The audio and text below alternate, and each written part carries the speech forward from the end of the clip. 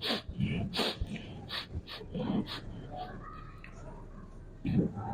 الحمد لله نحمده ونستعينه ونستغفره ونعوذ بالله من شرور أنفسنا ومن سيئات أعمالنا. من يهده الله فلا مضل له ومن يضلله فلا هادي له. وأشهد أن لا إله إلا الله وحده لا شريك له وأشهد أن محمدا عبده ورسوله. يا أيها الذين آمنوا اتقوا الله حق تقاته ولا تموتن إلا وأنتم مسلمون. يا أيها الناس اتقوا ربكم الذي خلقكم من نفس واحدة وخلق منها زوجها وبث منهما رجالا كثيرا ونساء واتقوا الله الذي تساءلون به والأرحام إن الله كان عليكم رقيبا. يا أيها الذين آمنوا اتقوا الله وقولوا قولا سديدا يصلح لكم أعمالكم ويغفر لكم ذنوبكم ومن يطع الله ورسوله فقد فاز فوزا عظيما. أما بعد فإن خير الحديث كتاب الله وخير الهدي هدي محمد صلى الله عليه وسلم وشر الأمور محدثاتها وكل محدثة بدعة وكل بدعة ضلالة وكل ضلالة في النار. أما بعد فأعوذ بالله السميع العليم من الشيطان الرجيم. رب اشرح لي صدري ويسر لي أمري واحلل عقدة من لساني يفقهوا قولي. سبحانك لا علم لنا إلا ما علمتنا إنك أنت العليم الحكيم. رب أعوذ بك من همزات الشياطين وأعوذ بك رب أن يحضرون.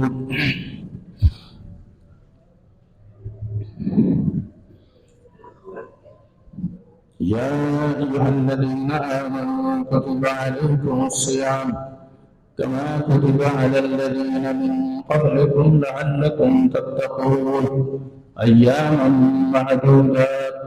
فمن كان منكم مريضا أو على سفر فعدة من أيام أخر.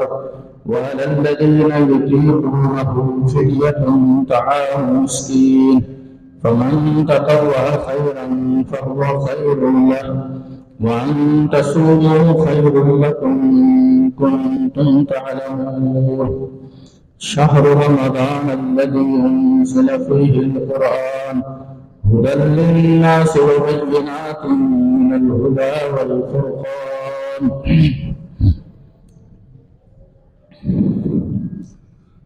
रमज़ान मुबारक का ये महीना हम सब पर अल्लाह के फजल करम से अपनी तमाम तर रहमतों अज़मतों और बरकतों के साथ साया फिरन है और दिन बड़ी तेज़ी के साथ गुजर रहे हैं। गुज़िश्ता जुमे हम ये बात कर रहे थे कि रमज़ान आ रहा है और अब उसका एक अशरा ख़त्म होने पर है और कुरान ने बड़े अच्छे और नफीस अंदाज में जब इसका तारुफ कराया इस महीने का, तो اس کو ایک مہینہ کے الفاظ نہیں کہے، کہا ایام معدودات، یہ چند گنتی کے دن ہے کہ دیکھتے ہی دیکھتے یوں گزر جائیں گے، لہذا اس مہینے سے بھرپور استفادہ کیا جائے اور اس کے جو خیر اور برکات ہیں اس کو سمیٹنے کی کوشش کی جائے۔ رمضان کے تعلق سے یہ جو میں نے آیات پڑھی ہیں، ان میں جہاں روزوں کی فرضیت کا ذکر کیا گیا، وہاں یہ بھی بتایا گیا کہ روزے کا اصل مقصد تو یہ ہے کہ تم متقی بن جاؤ، تمہارے اندر تقوی پیدا ہو جائے، اور اس کے ساتھ ساتھ فرمایا کہ رمضان کا جو مہینہ ہے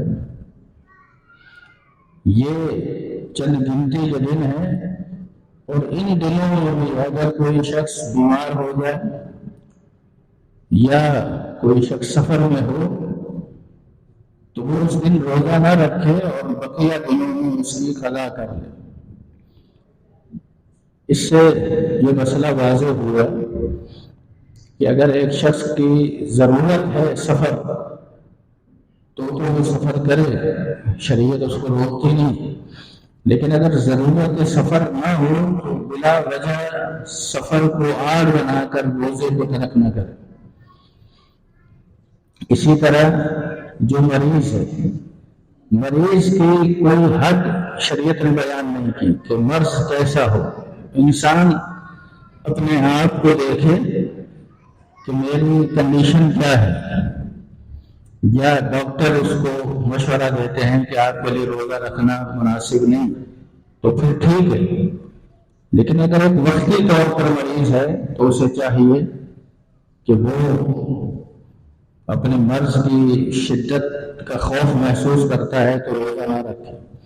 اسی طرح وہ عورت بھی مریض کے اندر گنی جاتی ہے، جس جو عورت حالت حمل میں ہو یا اپنے بچے کو دودھ پلا رہی ہے، جس کو حاملہ یا مرضعہ ایسے الفاظ کہے جاتے ہیں، تو ان کے لیے بھی شریعت نے یہ رخصت دی ہے کہ وہ روزہ نہ رکھے، لیکن ایسا نہیں ہے کہ وہ عورت صرف فدیہ دے دے، بلکہ اسے چاہیے کہ وہ عورت بھی بعد میں جب اس کا یہ عذر ختم ہو جاتا ہے تو اس کا کفارہ دے، اور کفارے کے طور پر اس کو روزہ رکھنا ہے، بقیہ دنوں میں وہ اس گنتی کو پورا کرے۔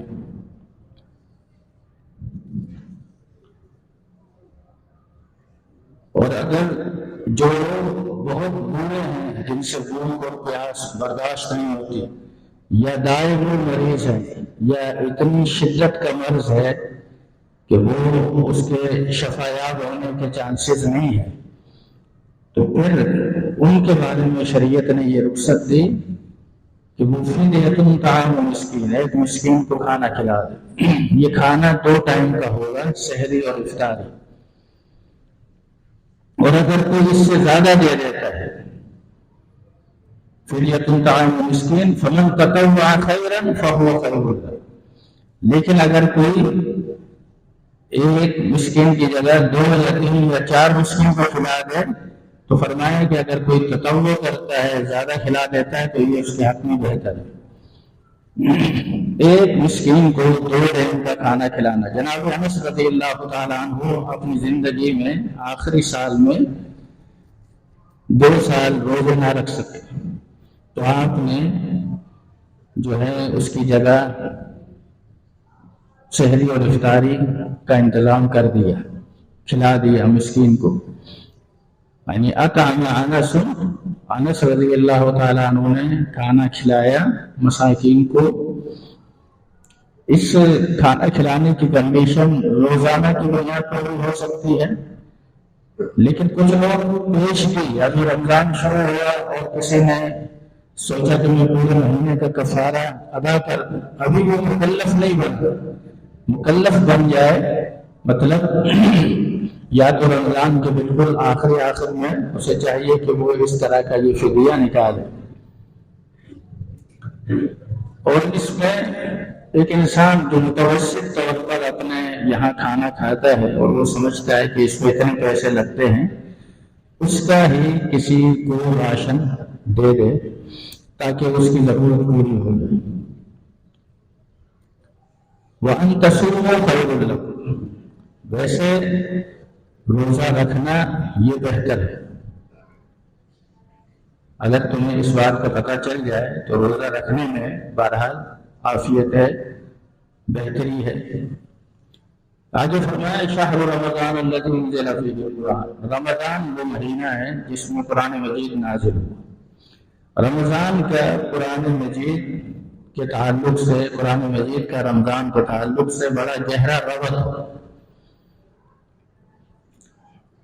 اور اس ربط کا مطلب یہ ہے کہ رمضان کے مہینے کے اندر قرآن مجید سے بھرپور استفادہ کیا جائے.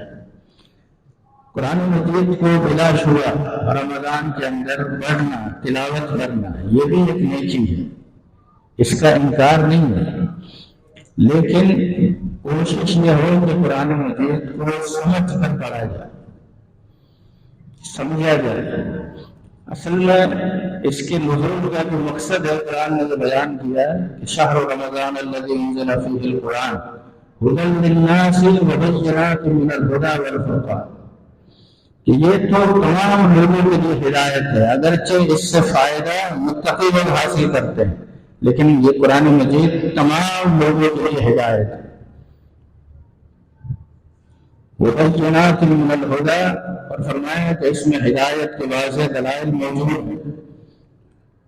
اور یہ قرآن مجید حق اور باطل کے درمیان فرق کرنے والی کتاب ہے. ہمارے معاشرے کے اندر رمضان کے تعلق سے بڑی عجیب و غریب کیفیت آپ دیکھتے ہیں.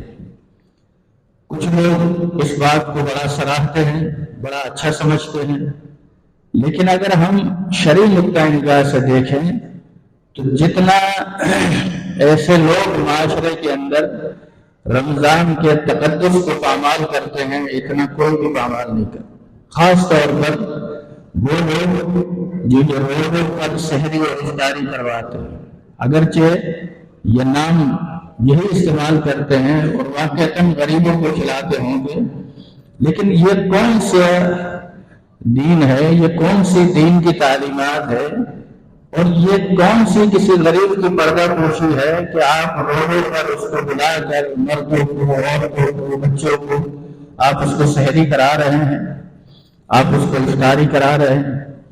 جب یہ سحری کرنے والے بھی مسلمان ہیں اور افطاری کرنے والے بھی مسلمان ہیں اور کروانے والے بھی مسلمان ہیں، تو پھر یہ مسجدوں کو آزاد کیوں نہیں کرتے؟ لوگوں کے اوپر تو چلسی نواز ہر قسم کا بندہ آ کر بیٹھ جائے، اور مدد کرنے والے، تعاون کرنے والے کہتے ہیں یہ بڑا کام کر رہے ہیں. یہ کون سا کام ہے؟ حقیقت میں اگر دیکھا جائے تو اس طرح کے کام کی حوصلہ افزائی نہیں ہونی چاہیے. ایک شخص جو بیچارہ غریب ہے، سفید پوش ہے، وہ کبھی یہ چاہے گا کہ اپنی بہن، بیٹی، بیوی کو لے کر وہاں روڈ پر بیٹھ کر افطاریاں کرے یا سحری کرے؟ یہ شرعی مزاج کے بالکل خلاف ہے.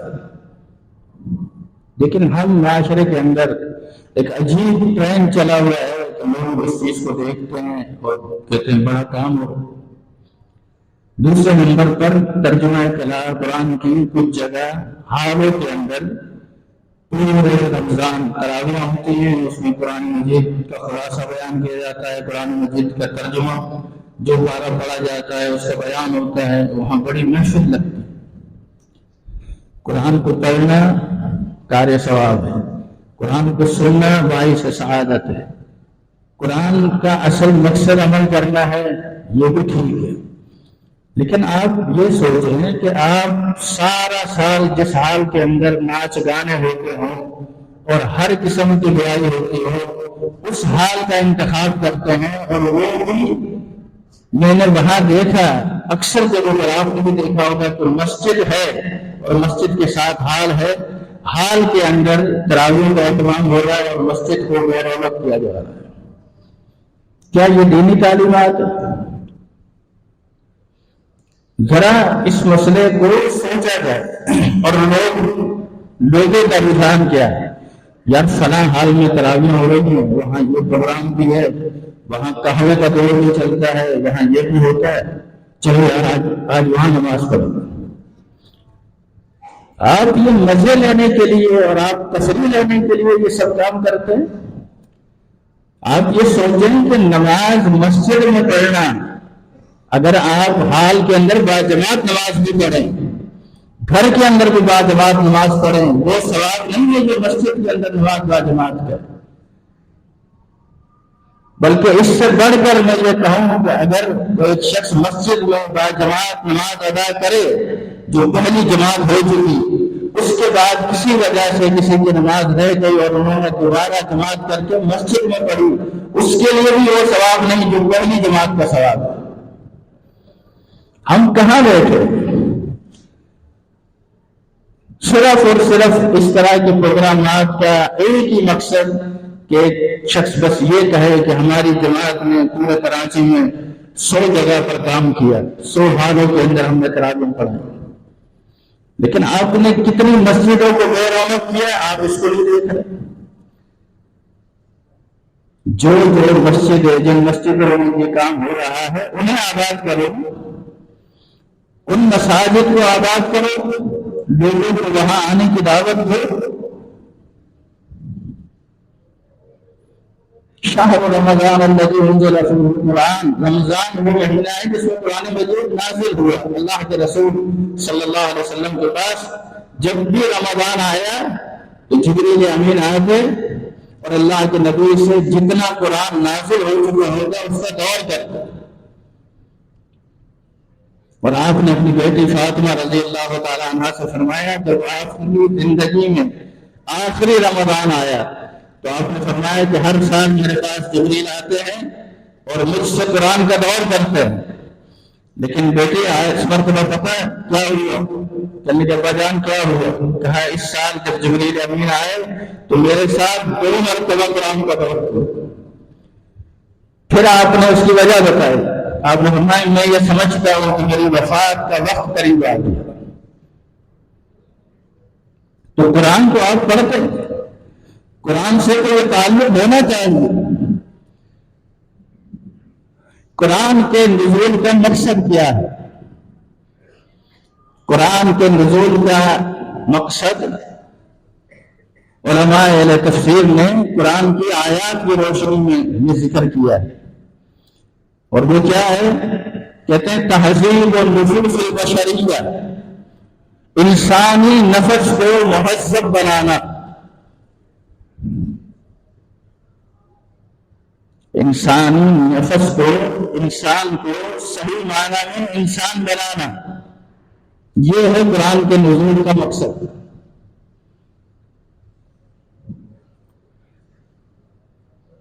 انسانی نفس کو مہذب بنانے کا مطلب یہ ہے، ہم یہ سمجھتے ہیں ہماری نظر میں تہذیب شاید اس چیز کا نام ہے، لوگ کسی کی تعریف کرتے ہیں نا، اور بعض لوگ غیر مسلموں سے بہت زیادہ متاثر ہو کر ان کی مثالیں دیتے ہیں کہ جی ان کے اندر بڑا ڈسپلن ہے، بڑا ان کے اندر اخلاق ہے۔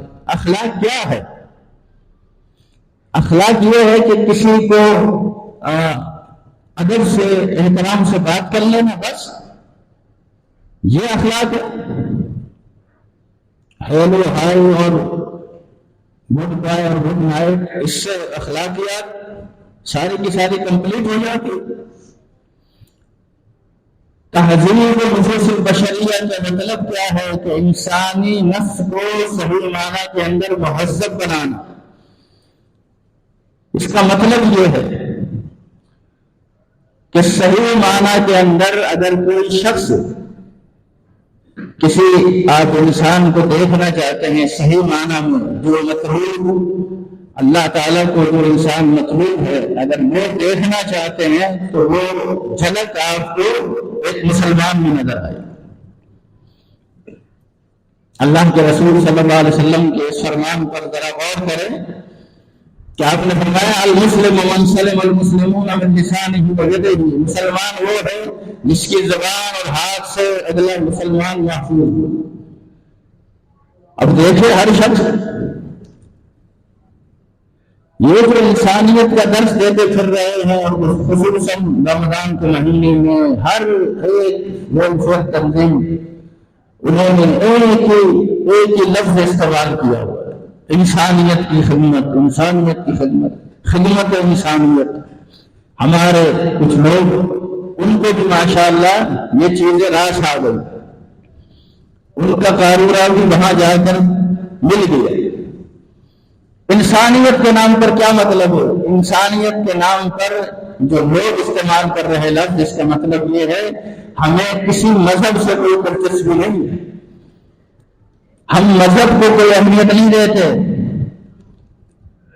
تو آپ بتائیے یہ انسانیت ہے؟ اور اس وقت دنیا کے اندر جو لوگ انسانیت کے علم بردار ہیں اور دعوے دار ہیں، ان کو فلسطین میں انسان نظر نہیں آتے، ان کو غزہ میں انسان نظر نہیں آتے۔ کیا غزہ میں رہنے والے لوگ مسلمان انسان نہیں ہیں؟ جو انسانیت کا اتنا درد رکھتے ہیں اور کتے اور بلیوں کے حقوق پر بڑی باتیں کرتے ہیں، انہیں انسان نظر نہیں آتے؟ یا تو وہ جو ظلم کر رہے ہیں وہ انسان نہیں، یا پھر بیچارے جو مظلوم ہیں وہ انسان نہیں۔ یہ سب خوشنما الفاظ ہیں، اس کی کوئی حیثیت نہیں۔ ان چیزوں کے ذریعے سے آپ لوگوں کو اپنی طرف راغب تو کر سکتے ہیں۔ شاہ ولی اللہ رحمۃ اللہ علیہ الفیض القدیر کے اندر جو اصول تفسیر پر بڑی اہم کتاب، اس میں لکھتے ہیں کہ قرآن کے نزول کا مقصد ہے تہذیب النفوس البشریہ، انسانی نفس کو مہذب بنانا، بدل و عقائد الباطلہ، اور باطل عقائد کا صفایا کرنا۔ آپ دیکھیں پورے قرآن کی ترتیب کہ کیا ترتیب ہے۔ انسان کے سب سے پہلے عقیدے کی اصلاح کی، اور عقیدے کی جب تک اصلاح ہوتی رہی اللہ تعالیٰ نے فرضیت اعمال نہیں کیا۔ جب تک انسان کا تزکیہ نہ ہو، عمل کا کیا فائدہ؟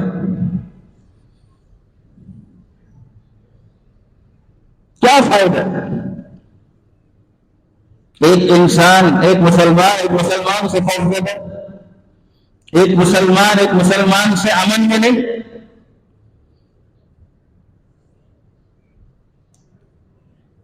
اللہ کے رسول صلی اللہ علیہ وسلم نے جب دین کی طرف بلایا، دین کی دعوت دی، تو پھر کیا ہوا؟ جو لوگ راہزن تھے، جو لٹیرے تھے، جو ڈاکو تھے، عدی بن حاتم کہتے ہیں کہ میں جب اللہ کے رسول صلی اللہ علیہ وسلم کے پاس گیا، دیکھنے کے لیے گیا تھا، ملنے کے لیے گیا تھا، ان کی بہن نے اللہ کے نبی کی بڑی تعریف کی تھی، تو اللہ کے نبی سے جب ملے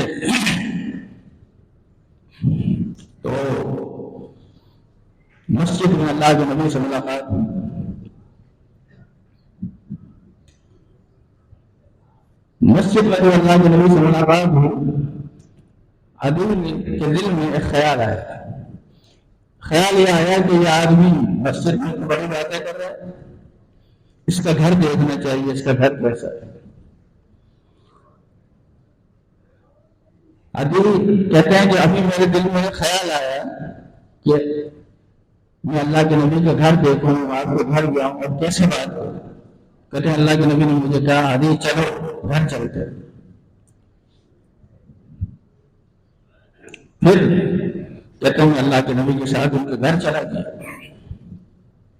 جب میں آپ کے گھر پہنچا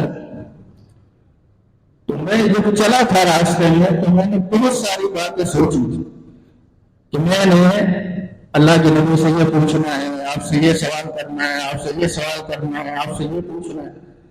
کہتے ہیں میں نے مسجد میں آپ کو دیکھا اور پھر آپ کے گھر پہ دیکھا، تو آپ کے گھر میں بھی کوئی ایسی قابل ذکر چیز نہیں تھی، ایک چمڑے کا ٹکڑا تھا، اس کو آپ نے صاف کر کے آدمی سے کہا اس پر بیٹھ گئے۔ میں نے کہا کہ آپ بزرگ ہیں، آپ بیٹھ گئے۔ فرمایا کہ نہیں، تم مہمان ہو، مہمان کا اکرام شریعت میں ہے۔ کہتے پھر میں نے کوئی سوال نہیں کیا۔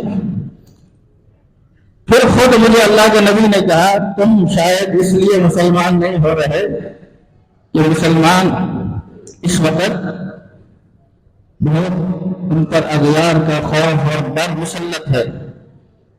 ایسا وقت بھی آئے گا ابھی کہ ایک عورت اکیلی صنعاء سے یمن سے چلے گی اور بیت اللہ کا حج کرے گی، اور اسے اللہ کے علاوہ یا کسی جانور درندے کے علاوہ کسی کا خوف نہیں۔ عدی کہتے ہیں جب میں نے یہ بات سنی تو میرے دل میں فوراً خیال آیا کہ جو عورت وہاں سے چلے گی راستے کے اندر، عدی کہتے ہیں میری قوم آتی تھی اور میری قوم کو لوٹ مار کرتی تھی، ان کا تو پیشہ ہی ڈاکو گری تھا۔ تو میں نے سوچا کہ وہ عورت وہاں سے، جب بعد روایت میں آتا ہے کہ وہ زیور کے ساتھ جائے گی، اس کے لیے زیور بھی پہنا ہو، تو وہ کیسے بچ جائے گی؟ کہتے ہیں یہ تو مجھے بعد میں پتہ چلا کہ مجھے کیا پتا تھا کہ اللہ کے نبی کے ان الفاظ میں یہ بات بھی پوشیدہ تھی کہ تیری ساری قوم مسلمان ہو گئی، اور جب اسلام لے آئے مسلمان ہو گئے پھر وہ ایک دوسرے کا محافظ بن جاتے۔ اسلام کا یہی تو کرشمہ ہے، یہی تو اس کی خوبی ہے کہ انسانی نفس کو مہذب بنانا۔ اللہ کے رسول صلی اللہ علیہ وسلم نے مکی زندگی کے اندر 13 سال یہی تو کام کیا۔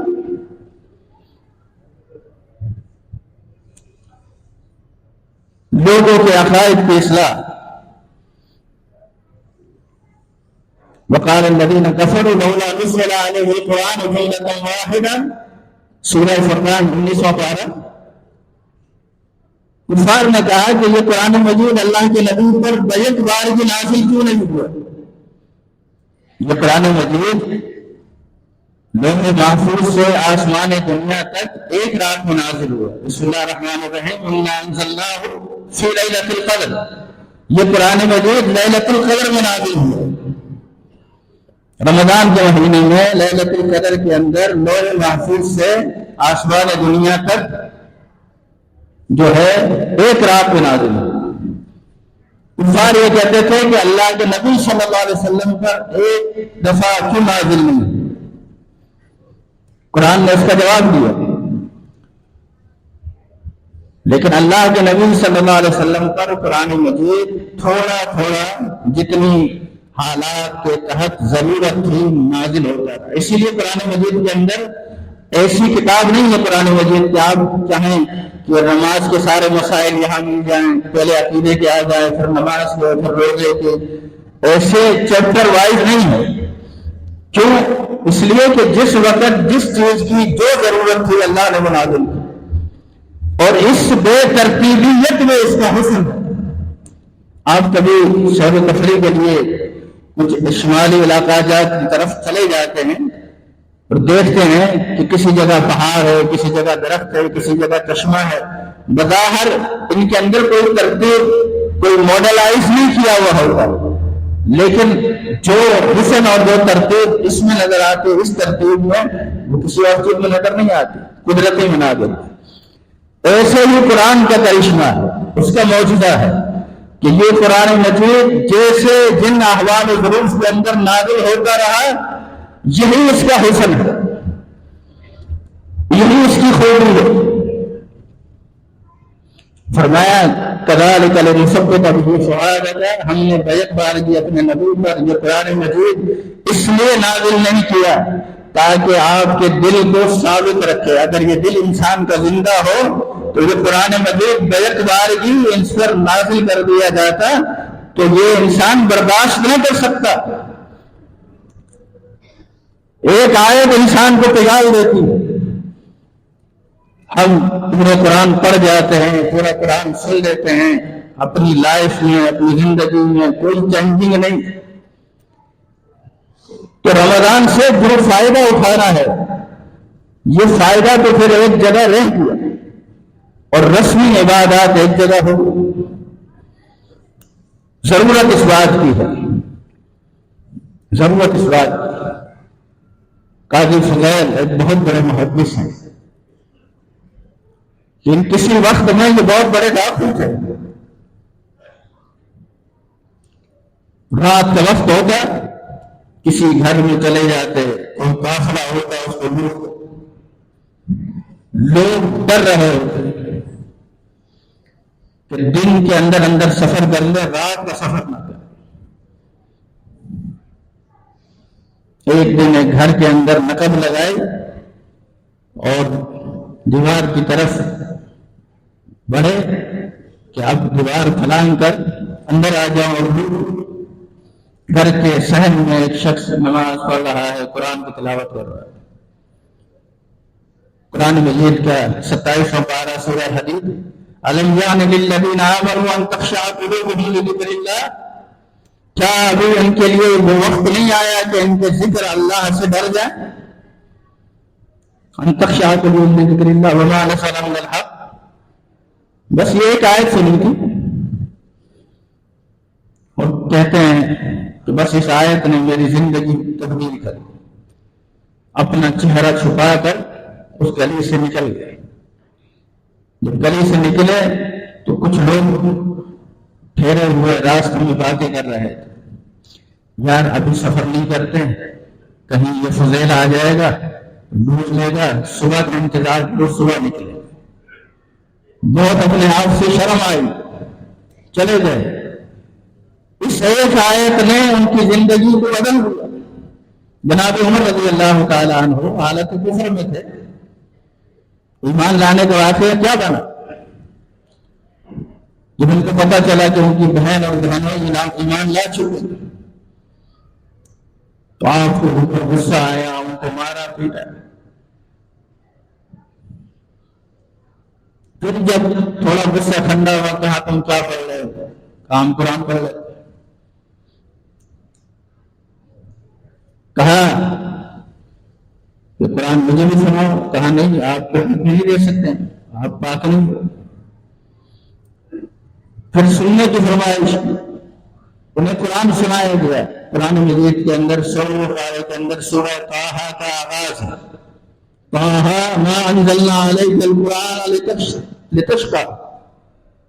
اللہ کے رسول کو مخاطب کیا جا رہا ہے کہ ہم نے یہ قرآن مجید اس لیے نازل نہیں فرمایا آپ کو شقی نہیں بنانا. اس قرآن کے ذریعے تو آپ رحمت للعالمین. اللہ تذکرۃ لمن یخشیٰ، یہ قرآن مجید نصیحت ہے اس شخص کے لیے جو اللہ سے ڈرتا. تنزیلا ممن خلق الارض والسماوات العلی، یہ اس ذات کی طرف سے نازل ہوا ہے جس نے زمین کو پیدا کیا اور بلند آسمان بنائے. الرحمن علی العرش استوى، رحمان عرش پر مستوی. اس زمین سے آسمان تک ایک بڑا فاصلہ ہے. پھر پہلے آسمان سے لے کر دوسرے آسمان تک اتنا ہی فاصلہ. اس طرح ہر آسمان کا دوسرے آسمان سے درمیان میں اتنا گیپ ہے. یہ 7 آسمان. اس 7 آسمان کے بعد اللہ کا عرش ہے اور اس عرش پر اللہ مستوی ہے. لیکن اللہ کے استوا کی کیفیت کیا ہے یہ نہیں پتہ. اللہ عرش پر بیٹھا ہوا ہے، کھڑا ہوا ہے، یہ کیفیت نہیں ذکر. امام مالک سے کسی نے پوچھا کہ استوا علی العرش کا کیا معنی؟ یعنی اللہ عرش پر مستوی ہوا، اس نے عرش پر قرار پکڑا. امام مالک سے ایسا سوال پہلے کسی نے نہیں کیا تھا. فرمانے لگا الاستواء معلوم بل کیف مجهول. استواء علی العرش یہ معلوم ہے، یعنی ثابت ہے قرآن و سنت سے. اس کی کیفیت مجہول ہے. والسؤال عنہ بدعۃ، اور اس بارے میں سوال کرنا یہ بدعت ہے. جتنا ذکر آیا ہے ایمان لے آؤ، لیکن یہ بات ذہن میں رہے کہ اللہ رب العزت جو ہے اس کا عرش، یہ مطلب نہیں ہے کہ ساتھ میں آسمان کے پر اللہ کا جو عرش ہے وہ عرش جو ہے آسمان پر ہے، آسمان کی ٹیک لگی ہوئی ہے اور آسمان اس پر اس کو رکھا گیا ہے، نہیں۔ اور اللہ تعالیٰ اپنی خلق سے بائن عن خلقہ، اللہ اپنی تمام مخلوق سے الگ ہے اور اللہ کسی شے کا محتاج نہیں۔ اتنا بلندیوں پر ہونے کے باوجود اللہ رب العزت خود اعلان کر رہا ہے کہ وَإِذَا سَأَلَكَ عِبَادِي عَنِّي فَإِنِّي قَرِيبٌ، میرے بندے پیغمبر جب تجھ سے میرے بارے میں سوال کرے تو آپ انہیں بتا دیں میں قریب ہوں، اجیب دعوت الداعی اذا دعان، جب بھی دعا کرنے والا دعا کرتا ہے فَلْيَسْتَجِيبُوا لِي اذا دعان، جب بھی دعا کرنے والا مجھے پکارتا ہے میں اس کی دعا کو سنتا ہوں۔ وَلْيُؤْمِنُوا بِي، اسے چاہیے کہ مجھے پکارے اس پر ایمان لائیں، لَعَلَّهُمْ يَرْشُدُونَ، تاکہ وہ کامیاب ہو، فلاح پا جائے، راہیاب ہو جائے۔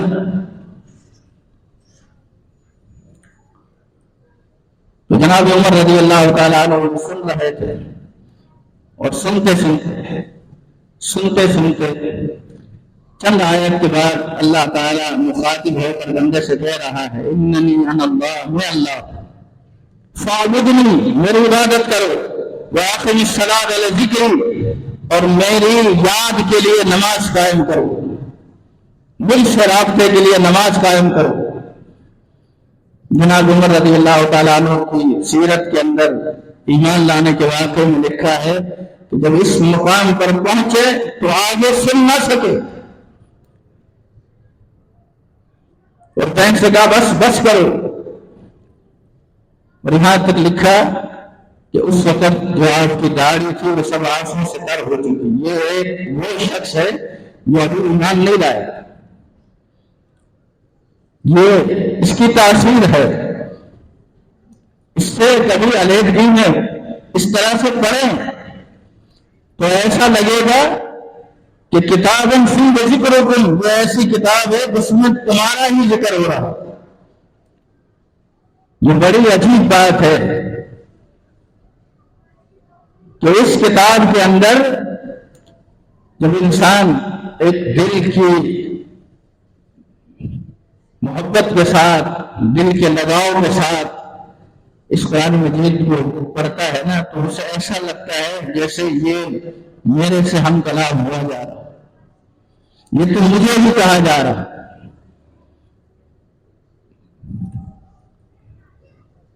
جناب عمر رضی اللہ تعالیٰ عنہ کی جتنی داڑھی تھی وہ بھی، اس کا مطلب یہ تھا کہ کفر کی حالت میں بھی لوگ داڑھی رکھتے تھے۔ آج ہم مسلمان ہو کر اس مسئلے کے اندر کتنے پریشان ہیں کہ ایک عمر گزر جاتی ہے، یہ سنتے پھر سوچتے ہیں اب کیا کریں، اب رکھ لیں۔ مجھے یاد ہے میں ایک جگہ بال کٹوانے گیا تو وہ نائی جو تھا وہ کسی برا آدمی تھا، کوئی تقریباً 70-75 سال عمر ہو۔ اب وہ نائی اس کو کہہ رہا ہے یار آپ داڑھی رکھ لو، اب آپ کا شیو بھی نہیں بنایا جاتا۔ انا للہ و انا الیہ راجعون۔ یعنی ایک جو شخص جس کی مزدوری یہی ہے حرام کام کی، وہ بھی تنگ آیا ہوا، وہ بھی کہہ رہا ہے کہ یار آپ اللہ کو مان اب رکھ لو۔ ہم سنتے دیکھیے نا، ہم سنتے ہیں، ہمیں پتا ہے سود حرام ہے، سود کی جتنی اقسام ہیں سب حرام ہیں۔ ایک مسلمان سنتے کس عمر پہ پہنچ گیا، لیکن اثر کیا ہو؟ جھوٹ بولنا جائز نہیں ہے، غیبت کرنا جائز نہیں ہے۔